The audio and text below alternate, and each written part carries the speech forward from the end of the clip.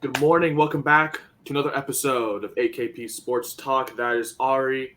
I'm Korea. It is Thursday, November 9th. Obviously, a couple days away from Veterans Day, and obviously a big Veterans Day weekend with some big college football games, and obviously a big NFL slate, which we're going to get into tomorrow, obviously, in our big Friday special. But today is Thursday, and oh boy, we have one of, I think, the ugliest games of the year, and we are going to be betting on it because we are degenerates. Ari, how you doing though? Happy Thursday. How you doing this morning? Yeah, I mean, I can't complain. Like you said, quite an ugly football game, but there are winners to be found, obviously, in the game. You just have to dig deep, and that's what we're going to try to do today here, as well as some NBA, college basketball, college football, and a lot of sports on today. So obviously, you can't complain. Yeah, obviously big loaded slate today, but we're just gonna get into a quick recap of how we did yesterday. Obviously Wednesday, for me, one-on-one day. I'll talk about FAU. That was a great win for me. They pretty much looked sweat free throughout that first half. They were up by double digits throughout pretty much throughout that game. Pretty much just and you can kind of tell, that this team just played, how they played last year in terms of how that team chemistry worked because I think they totaled, I think, like 16 assists throughout that game. So just, team ball. And that's kind of what they have preached all season with Dusty May. And I feel like that's the reason they have so much success. And you see this team already ranked in the top 10 for a reason. They had 4 double-digit scores, Davis being one of them. Last, I don't know, Golden, I don't know, their big center, he had double-digit day. So I feel, this team just plays so complete. And they're going to be one of my favorite teams all year, especially in their conference in the CUSA where it's not going to be a lot of competition. So they're going to be pretty heavy favorites throughout most of those games. So they're going to be a wagon all year. So keep an eye out for FAU all season. And then ASU, look, they may be banned already. They're one game in and they may be banned. How do you go 0 for 21? How do you go 0 for whatever from 3 in the first half? I think they were 0 for 9. They couldn't make a 3-pointer. Nah.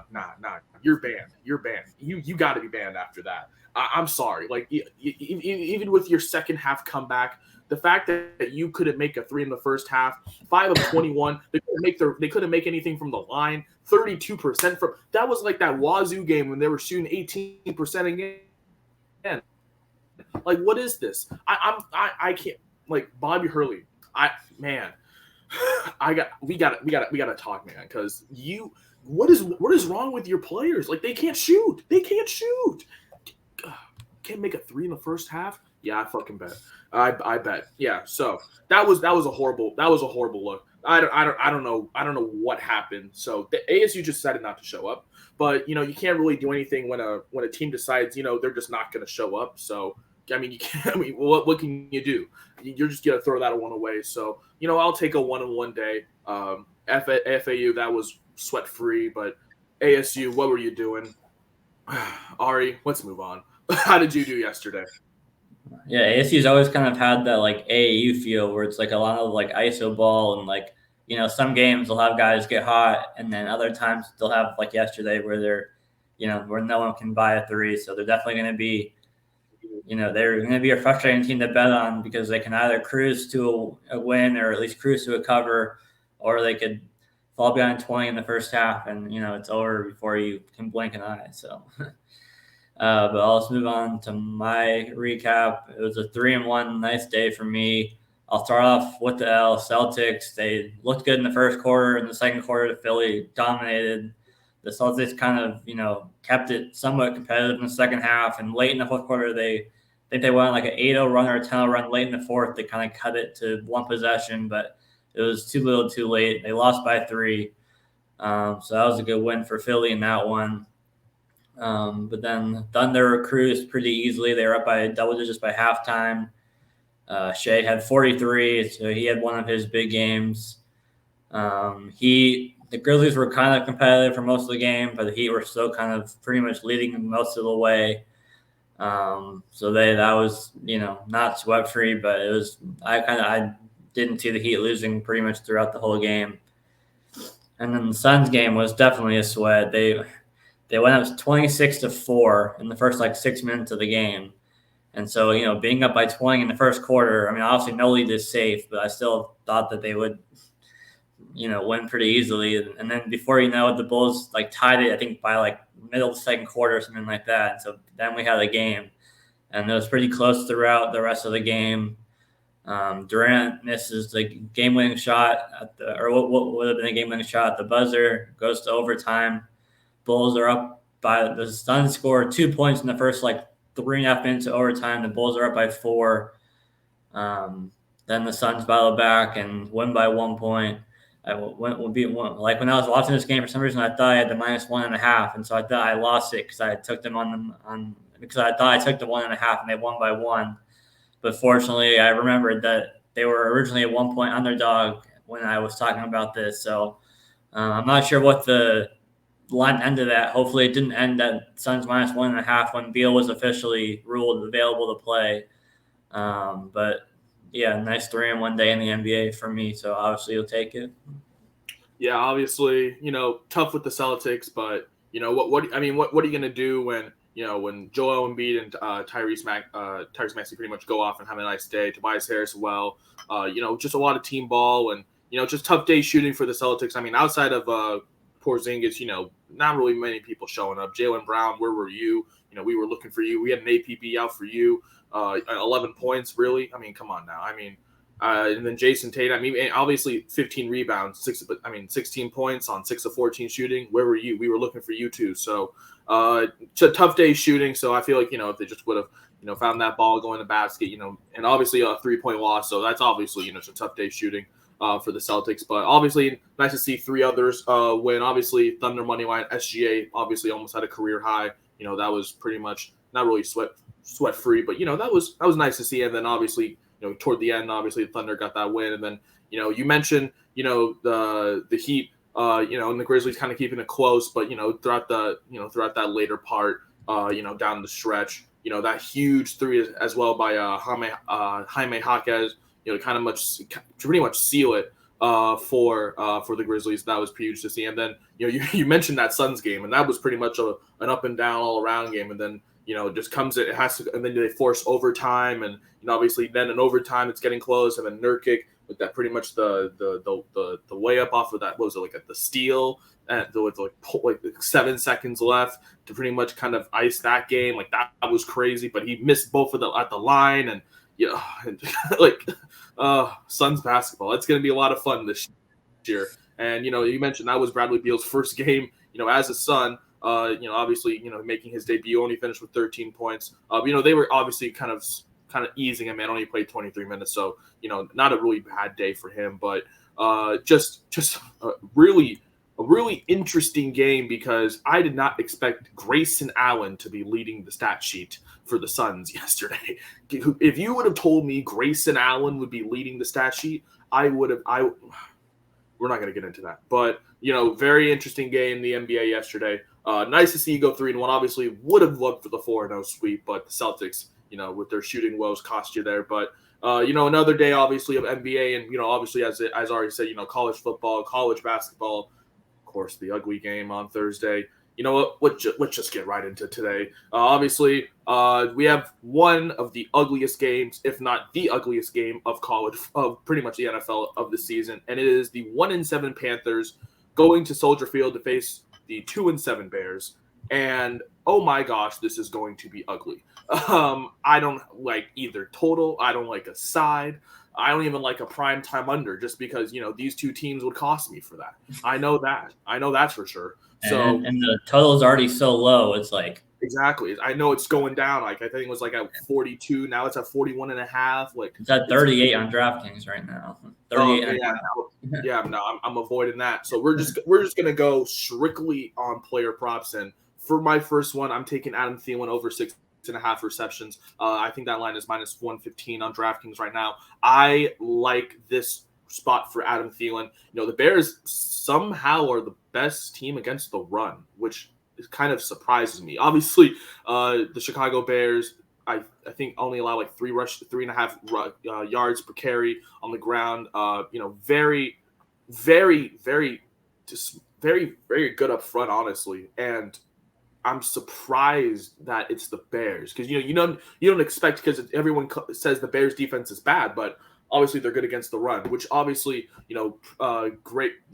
Obviously, is a great spot for Adam Thielen in this spot, to get over his 6.5 reception. And obviously it's high, but we've seen him pretty much be Bryce Young's number one target in every single game this year. And, it kind of feels like it's high, but not for Adam Thielen, considering, he's kind of been the number one wide receiver option for Bryce Young. And I like him in this spot at over 6.5 reception. He's going to get over this line, especially with, the game script pretty much being, a very pass heavy game, for Bryce Young with, not really having that much coming out of the backfield in terms of Miles Sanders. And obviously Chuba Hubbard and his struggles recently, they've kind of introduced Miles Sanders back more into the offense. So, I don't really like those two on the ground as well. And then, in the air, the only again that really target for this Panthers offense is Adam Thielen. So I like his over 6.5 receptions. And look, we know this matchup.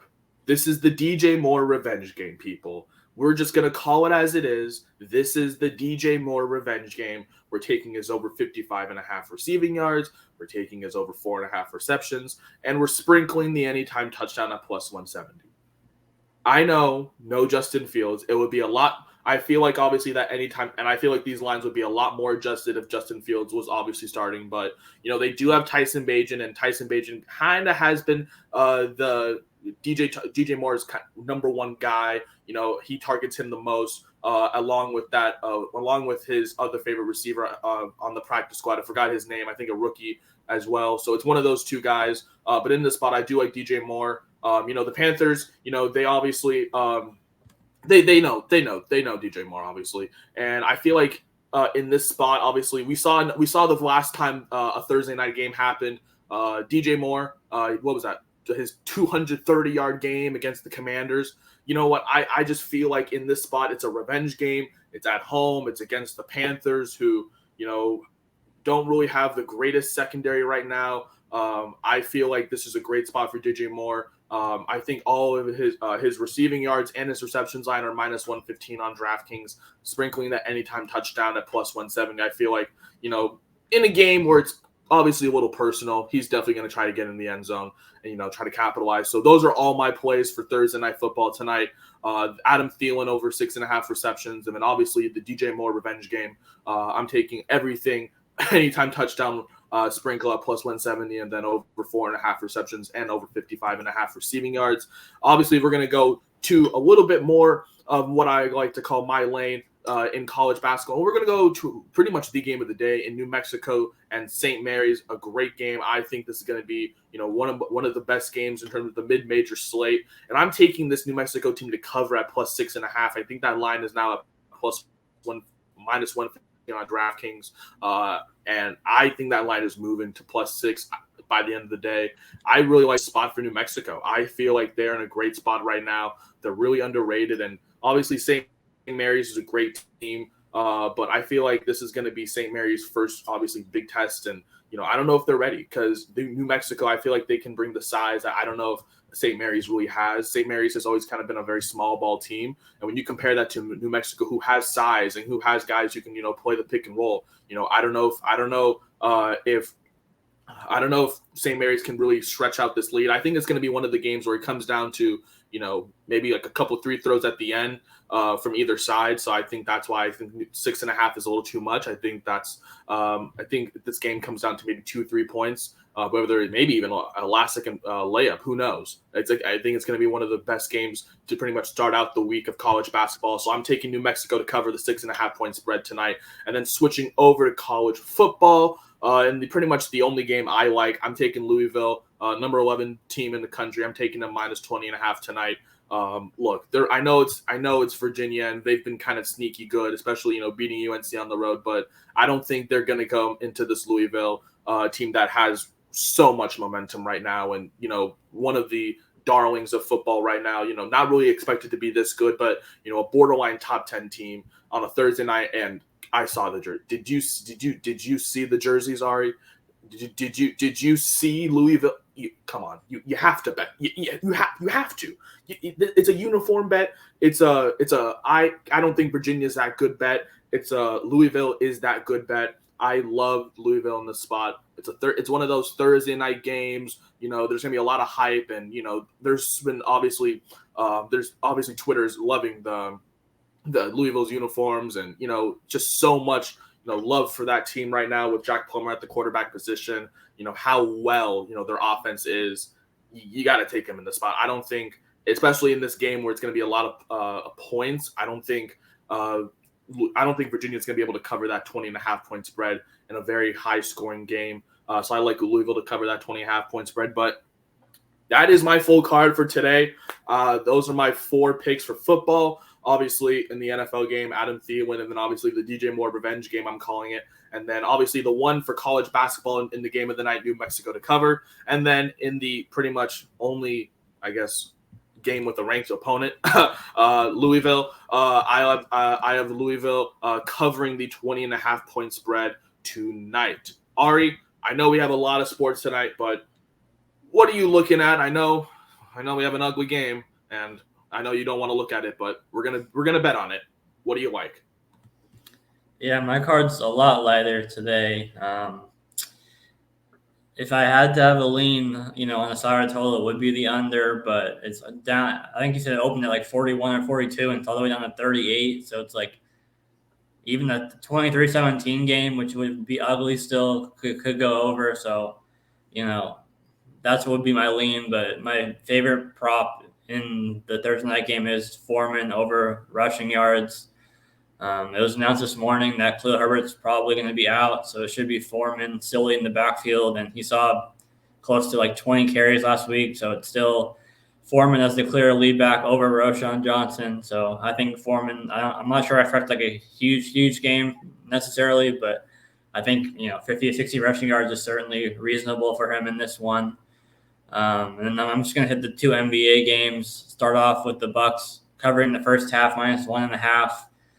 The Bucks have kind of been a weird team. They just came off of barely scraping by against Detroit. Giannis got ejected yesterday on a dunk where he stared down the defender and he got ejected for that. So I think he's going to come out, angry early. And so that's why I'm sticking to the first half here over full game.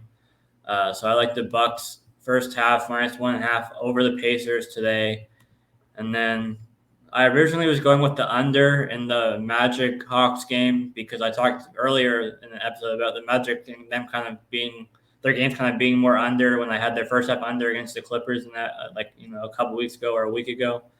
But I wound up going to Magic +3.5. Both teams, Atlanta and Orlando, have been off since Monday, so they've had a few days off. This is in Orlando, so it's a long travel, but they've had, like I said, a few days off for travel, or not for travel, but they had a few days off. But the Magic have kind of been the sneaky team for the most part this year, and Atlanta's kind of been inconsistent. I mean, both DeJounte Murray, I think he had a huge game like a game or two ago. It's been kind of a rough start to the season shooting wise for Trae Young. And the Magic defensively have been really solid, kind of top to bottom so far this season. So I think the Magic could win this game at home. I'm just going for them to cover here +3.5. So those 2 NBA plays and then the 1 NFL prop tonight. Look, I like that three. I like that 3-piece right there. You mentioned Dante Foreman. He's probably going to be lead back as Khalil Herbert. He was questionable kind of leading into the week, but then there was a lot of doubt because obviously Thursday night, kind of rushed and they want to, let him come back, play some snaps, kind of in that normal flow. So Khalil Herbert, I think, has been ruled out, or if he is being ruled out, that I do like Dante Foreman as well on his rushing yards. So I like that over 49.5. Then obviously you mentioned that weird Bucks game yesterday with, Giannis being ejected because, he was just flexing for, after dunking on Isaiah Stewart. That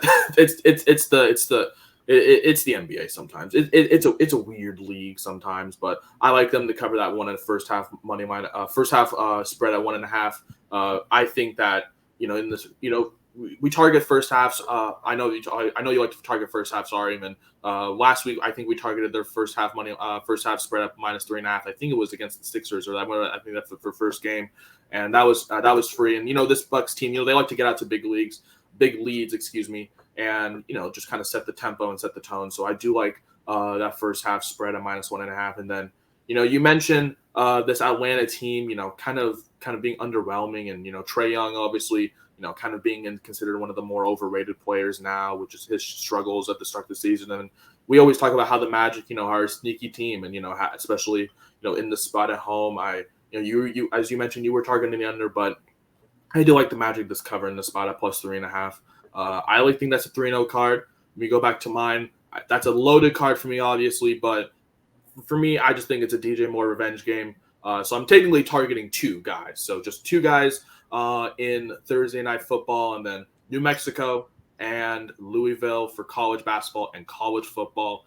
That is a loaded card, but you can obviously find all of these plays in our Twitter, that right down below at AKP Sports Talk. We will have our loaded card for the NFL posted first, and then our college basketball and college football / NBA posted together. Obviously, want to separate them because too many in one. Don't want to confuse you guys. So we're going to be posting all of those separately. All in our and you can find all of those later today at AKP Sports Talk. That's going to do it for our episode today. That's Ari. I'm Kareem. We will see you guys tomorrow. We will have our picks for Saturday's college football slate, Sunday's NFL slate, Friday's slate, and all more. It's going to be a fun weekend, and we'll give it to you tomorrow. But that's going to do it. We will see you guys tomorrow for another episode. See you guys.